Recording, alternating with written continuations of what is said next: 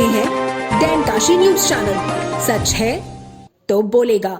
देवरिया जिले के सकरापार गांव में दबंगई का मामला सामने आया है। एक परिवार ने पड़ोसियों पर घर आने जाने का रास्ता जबरन बंद करने और विरोध करने पर जान से मारने की धमकी देने का आरोप लगाया है। पीड़ित परिवार ने प्रशासन से न्याय की गुहार लगाई है। सकरापार गांव निवासी राहुल पांडे का आरोप है कि उनके पड़ोसी नेऊर यादव और उनके परिजनों ने उनके घर तक जाने वाला रास्ता जबरन बंद कर दिया है। रास्ता बंद होने से परिवार को रोजमर्रा के कामों में भारी परेशानियों का सामना करना पड़ रहा है। पीड़ित का कहना है कि स्थिति ऐसी हो गई है कि परिवार के लोगों को आने जाने के लिए बगल के एक पड़ोसी की करीब 4 फुट ऊंची बाउंड्री वॉल पार करनी पड़ रही है।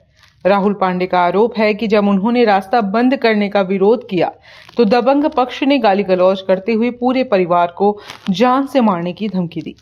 पीड़ित के मुताबिक आरोपियों ने धमकी देते हुए यहां तक कहा कि यहां दूसरा फतेहपुर कांड होगा।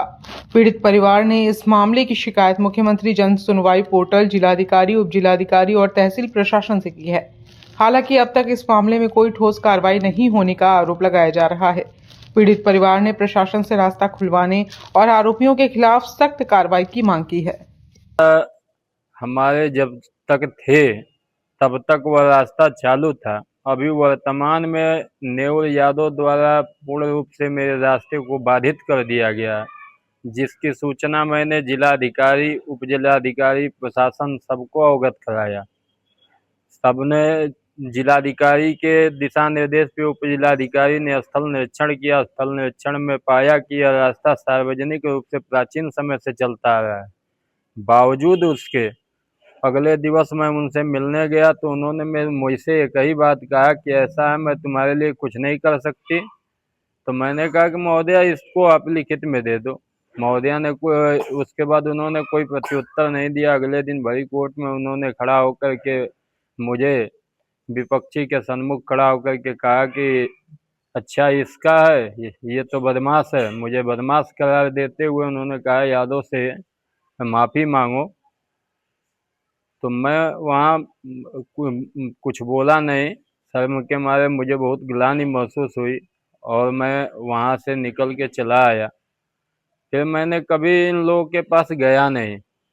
ये बताइए कि आपके रास्ता नहीं है या आने जाने के लिए और भी रास्ते हैं? नहीं, मेरे पास दूसरा कोई रास्ता नहीं है। वर्तमान में अभी एक बगल से एक बनिया वर्ग की कोई दूसरी ज़मीन है, वो अब उनसे हमने बहुत रिक्वेस्ट के बाद उन्होंने अपनी बाउंड्री वाल तोड़ करके हमको आने जाने का उन्होंने तब तक के लिए मार्ग खोला।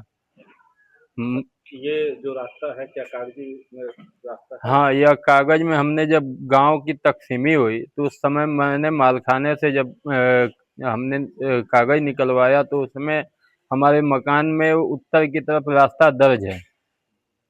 कागज में के बावजूद उन्होंने बिना फाइल को देखे मुझे ऐसे शब्दों से संबोधन किया। तो क्या अभी कैसे मतलब रास्ता कैसे अवरुद्ध है?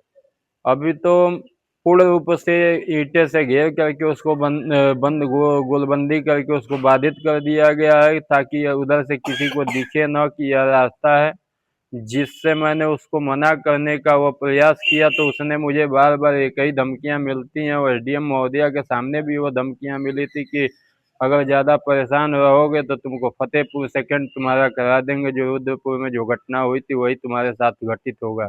उसका एक रिश्तेदार भी आया था जब यह गेट जबरन लगा करके उसने बाधित किया था इससे 6 महीने पहले।